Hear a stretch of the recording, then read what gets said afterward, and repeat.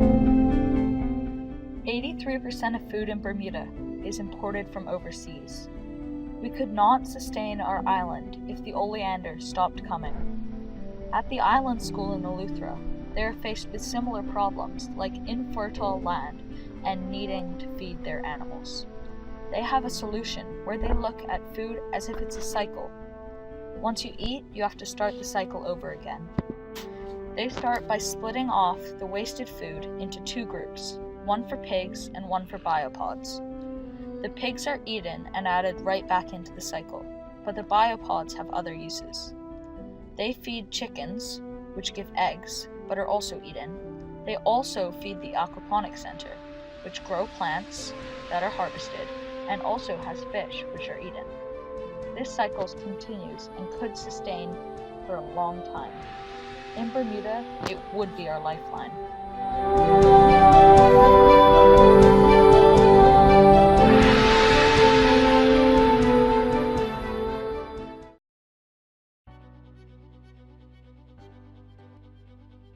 Aquaponics, it's basically a symbiotic relationship between freshwater fish and plants, where the fish provide the fertilizer for the plants to grow, and the plants clean the water for the fish.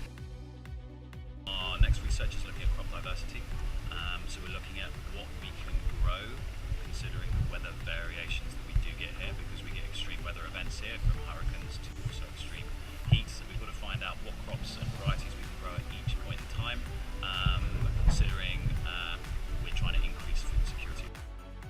We have two co-products of our system, obviously fish and lots of lettuce. The fish bring in an equivalent of about $6,000 in terms of a market price at Rockstown Market, and the plants, it's about like $700 a year worth of lettuce that we bring to the kitchen right from campus. So the advantages are huge.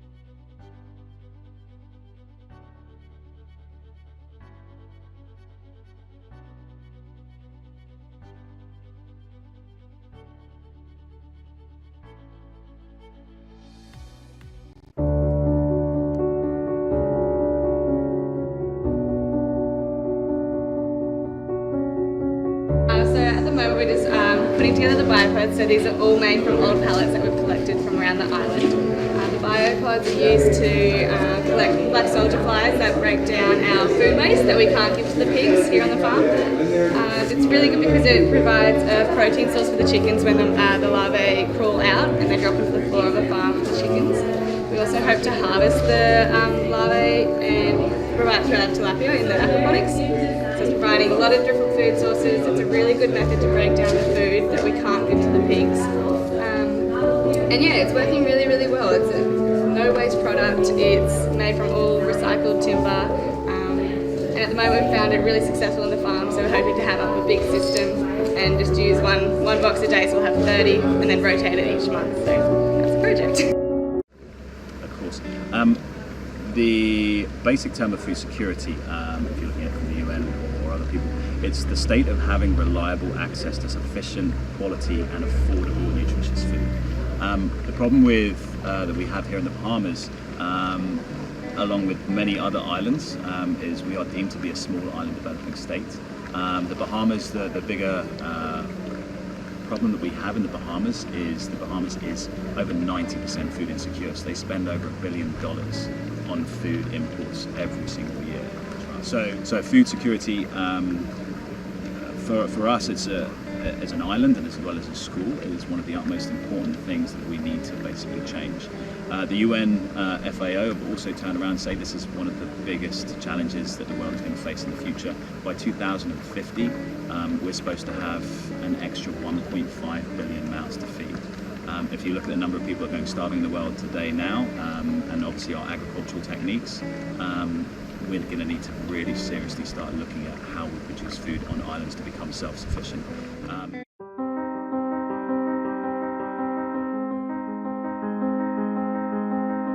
What we're looking to do here on our campus is to close the life cycle of plastics so that we essentially don't have this plastic in our ecosystem for the next 1,000 or 1,000,000 years. And the way we're doing that is by turning plastic back into its original constituents. The idea is, if oil is taken out of the ground and turns into plastic, well, there has to be some way to take that plastic and turn it back into oil, right? And it turns out there is. You can use this process called pyrolysis. So it's essentially using heat to break down plastic back into its original oil constituents. We're literally taking plastic and just breaking it into smaller and smaller bits.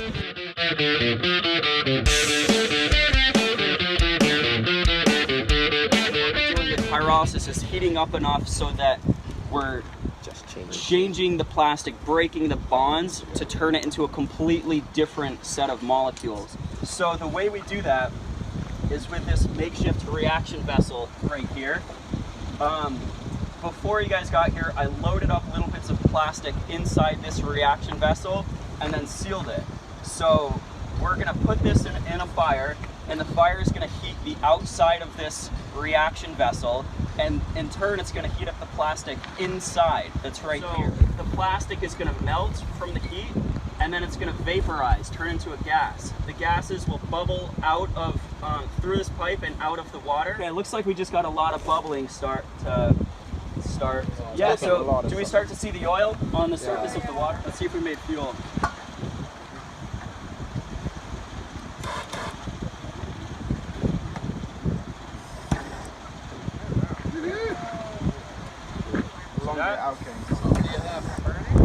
Burning a little bit. Yep, it's burning. Yeah. So that's fuel. No tricks, that's just plastic, high heat, low oxygen.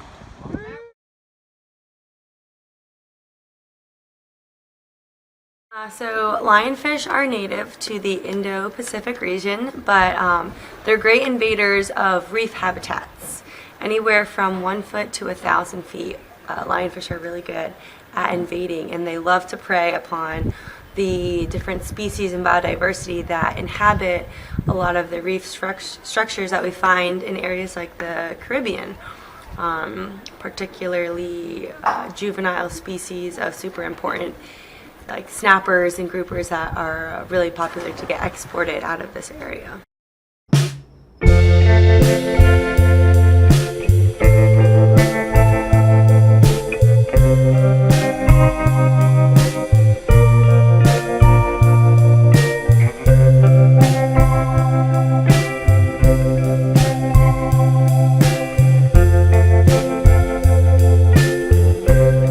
I know a lot of places, I know in Bermuda they do have a couple campaigns going on.